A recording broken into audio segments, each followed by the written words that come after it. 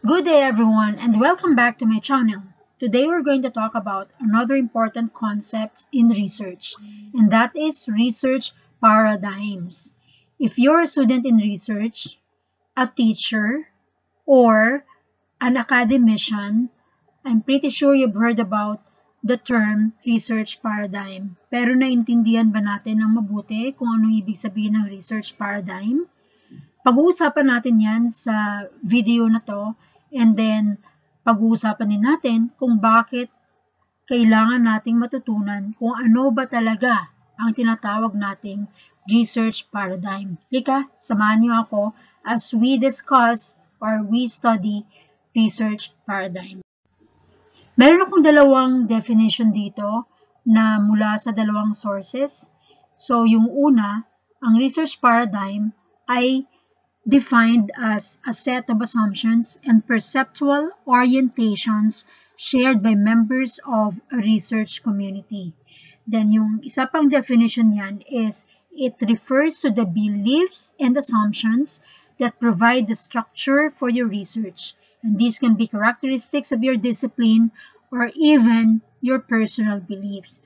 Pwedeng isa rito ang gamitin natin as our standard definition of research paradigm in this particular context, or pwede rin natin silang pagsamahin kasi both of them are true naman talaga. So ito talaga yung ibig sabihin ng research paradigm, no?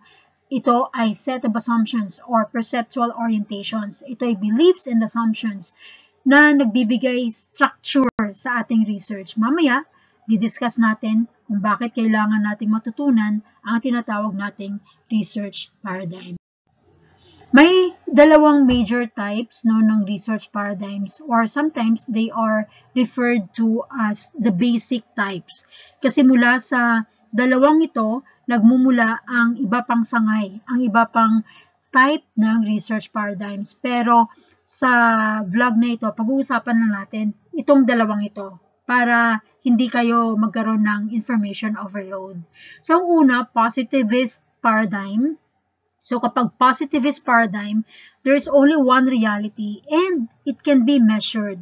So, in a positivist paradigm, a researcher believes that this reality, quote and unquote, can be objectively measured. Therefore, they propose a testable hypothesis and tries to prove or disprove it using a quantitative method.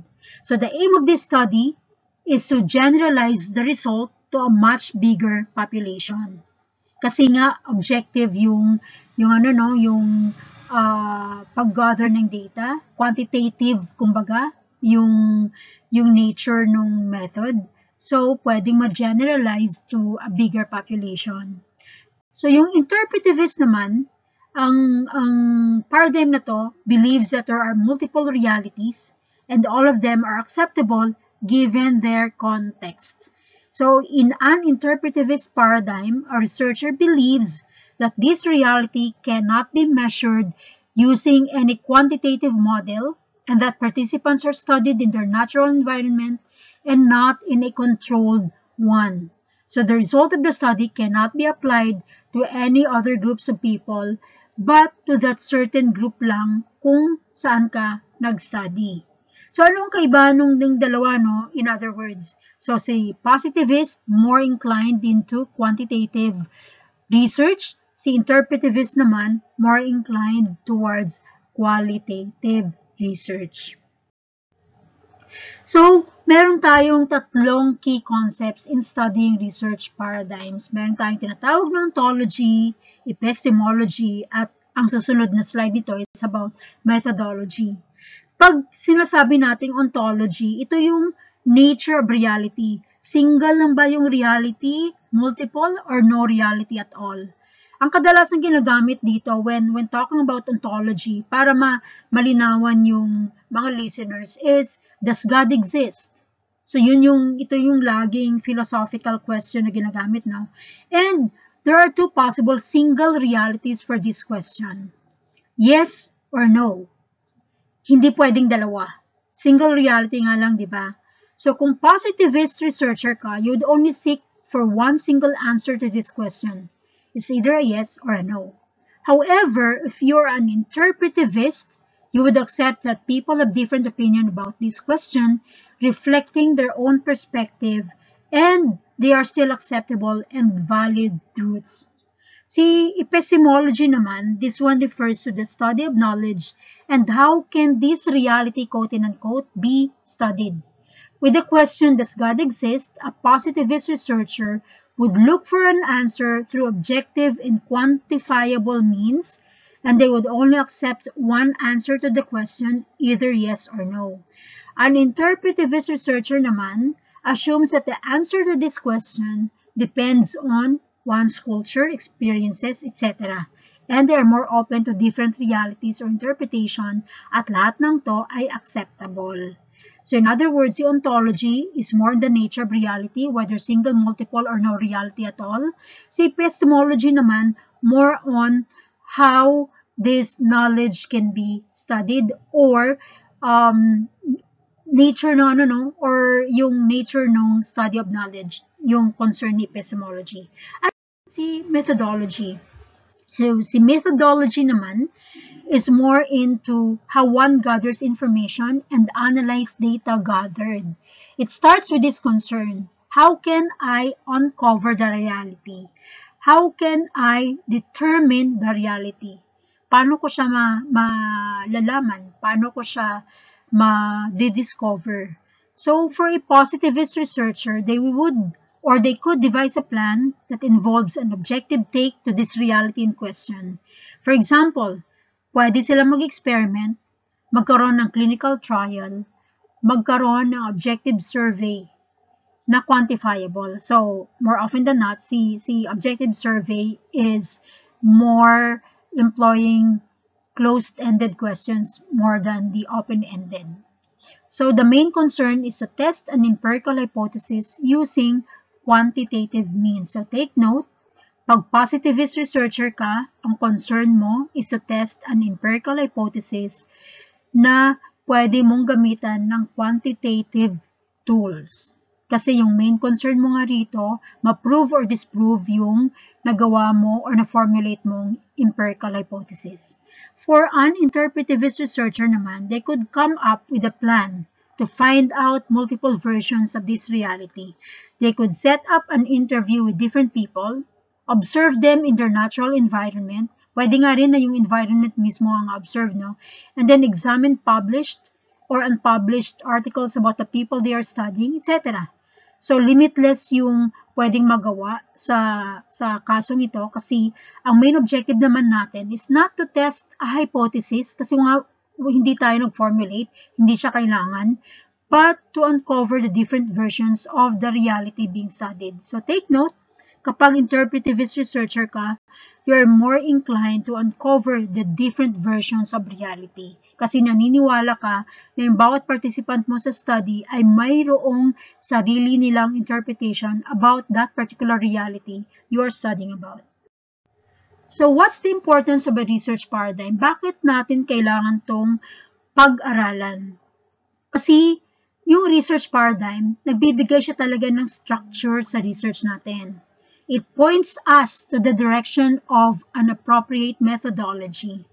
It makes us aware of how our beliefs or assumptions affect how we collect and interpret data. Kasi nga, kung positivist researcher ka, more inclined ka to collect data in a, very objective manner. Na kailangan ma-quantify mo talaga yung data na yon. Whereas kung interpretivist ka, you're more inclined into uncovering the truth, the different versions of it. So, mas bibigyan mo ng importansya yung qualitative or yung words na sinasabi ng mga participants mo rather than the numbers na pwede mong makuha dun sa data na nag-gather.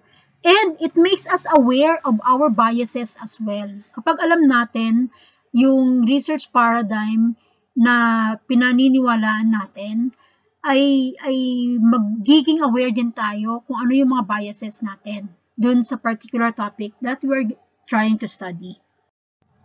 And of course, itong question na to, napaka-importante, no? Do researchers need to formulate the research questions first before they determine what paradigm to use in their study or the other way around.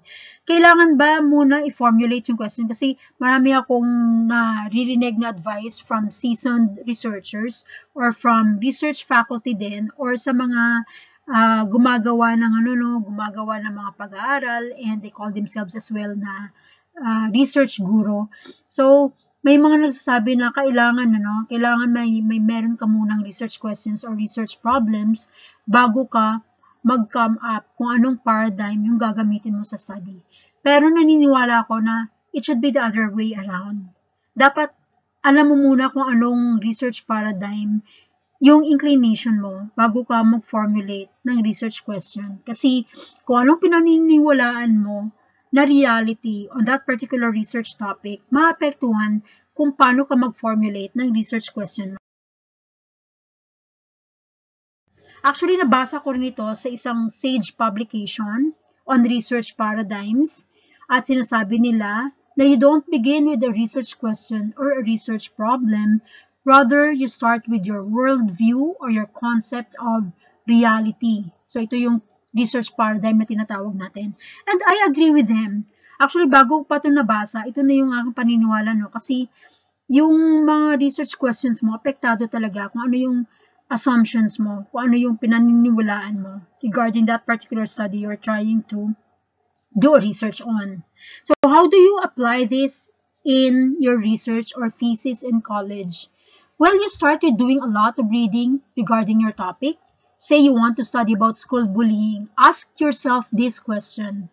What's my belief about this reality or this school bullying topic? Do I see this phenomenon as existing according to just one reality? That is the Western concept of school bullying, or should I consider the cultural and individual perspectives of my participants as well? Once you're able to determine which side you're more inclined to believe, then that's when you formulate your research question.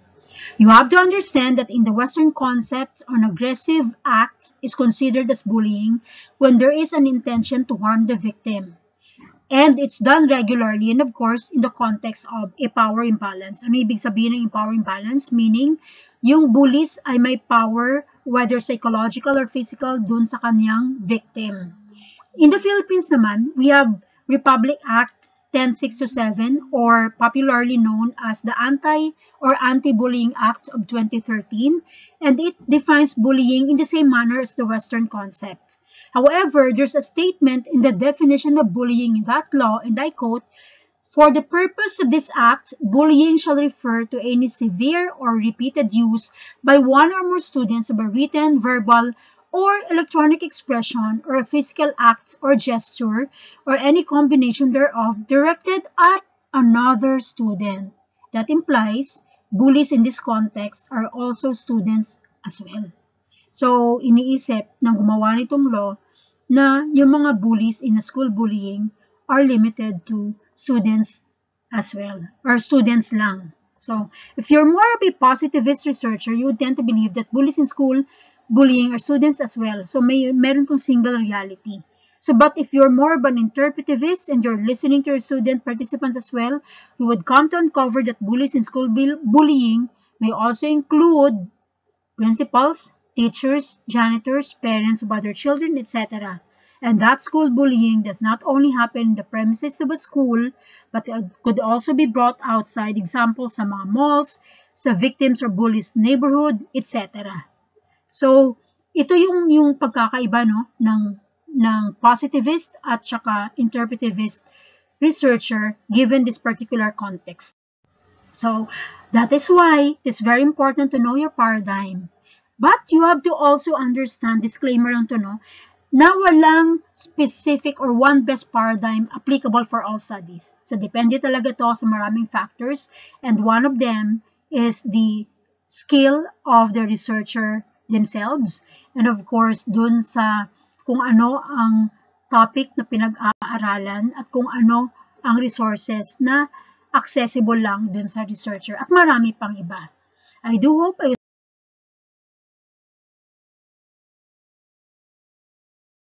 to give you good information with regard to research paradigm, at sana may natutunan ka dito. Thank you for listening, and I hope sa susunod na vlog ko ay nandyan pa rin kayo. Salamat po.